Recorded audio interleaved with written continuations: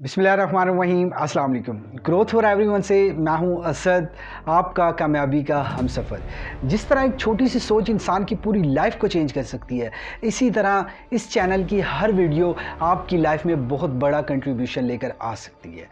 आज की वीडियो में मैं आप लोगों से डिस्कस करने वाला हूँ वो लोग जिन लोगों को जॉब नहीं मिल रही, जिन लोगों का फर्स्ट एक्सपीरियंस है और जब भी वो जॉब लेने के लिए जाते हैं, किसी से बात करते हैं तो आगे से ये क्वेश्चन आता है कि आपका एक्सपीरियंस क्या है।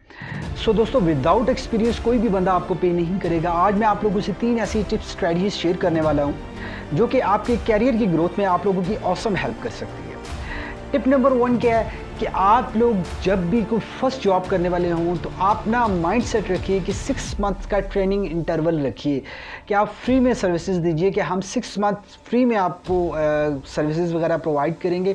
किसी भी कंपनी में अपनी एजुकेशन से रेलिवेंट, आप अपने इंटरेस्ट और पैशन से रेलिवेंट फील्ड ढूंढिए और उस फील्ड में उनको बताइए कि 6 मंथ तक आप कोई भी उनसे 1 रुपीस भी चार्ज नहीं करेंगे।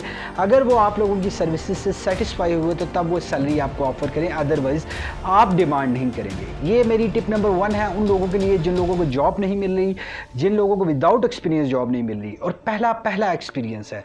ये पहली स्ट्रेटजी को फॉलो करें।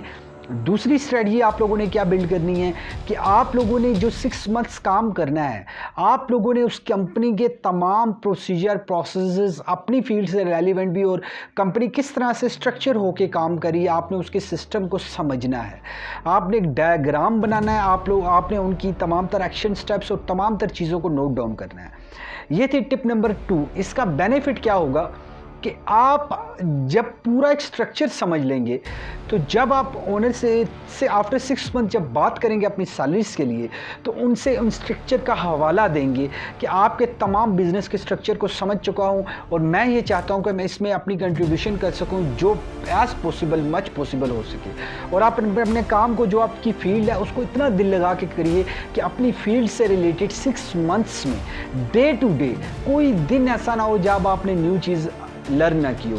और याद रखिएगा, जब भी आप डेली बेसिस पे कुछ भी लर्न करें तो आप उसका एक प्रॉपर एक नोटबुक रखिए जहाँ पे आप मेंशन करें, लिखते रहिए। आफ्टर 6 मंथ एक बार रिव्यू करेंगे तो आपको बेशुमार चीज़ें आप लोग सीख चुके होंगे, तो आप लोगों को कंपनी सैलरी भी ऑफर करेगी। स्ट्रैटेजी नंबर 3 मेरी बहुत ही ऑसम स्ट्रैटेजी है। वो स्ट्रैटेजी ये कहती है कि आप जब 6 मंथ बाद एक सिस्टम बिल्ड कर लेंगे, उनका सिस्टम समझ लेंगे, आपने शॉर्टफॉल देखना है, पेन पॉइंट देखनी है, गैप देखना है, कौन सा आप फिल कर सकते हैं।